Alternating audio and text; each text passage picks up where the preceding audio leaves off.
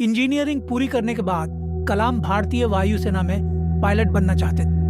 उन्होंने परीक्षा दी, लेकिन चयन सूची में वे 9वें स्थान पर आए, जबकि केवल 8 लोगों का चयन होना था। यह असफलता उनके लिए बहुत दुखद थी। वे निराश हो गए।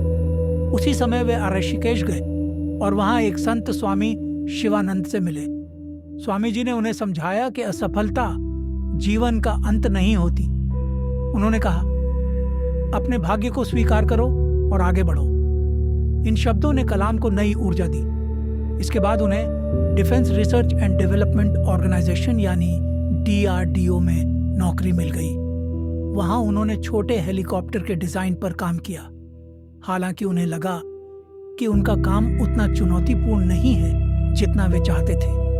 वे कुछ बड़ा करना चाहते थे। कुछ समय बाद कलाम को इंडियन स्पेस रिसर्च ऑर्गेनाइजेशन यानी इसरो में काम करने का अवसर मिला।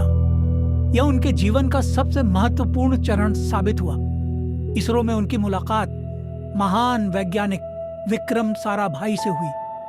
विक्रम साराभाई दूरदर्शी व्यक्ति थे। वे भारत को विज्ञान और अंतरिक्ष तकनीक में आत्मनिर्भर बनाना चाहते थे।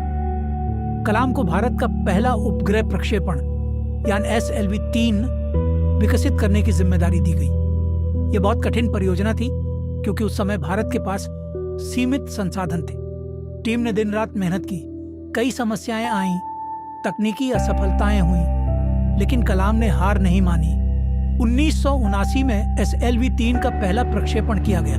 पूरा देश इस मिशन को देख रहा था, लेकिन लॉन्च असफल हो गया। रॉकेट समुद्र में गिर गया।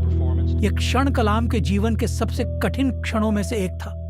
उन्हें लगा कि उनकी वर्षों की मेहनत बेकार हो गई। लेकिन उस समय इसरो के अध्यक्ष सतीश धवन ने महान नेतृत्व का उदाहरण प्रस्तुत किया। उन्होंने प्रेस कॉन्फ्रेंस में असफलता की जिम्मेदारी स्वयं ली और टीम को दोष नहीं दिया। इसके बाद उन्होंने कलाम से कहा, अगली सफलता तुम्हारी होगी। इन शब्दों ने कलाम को फिर से प्रेरित किया।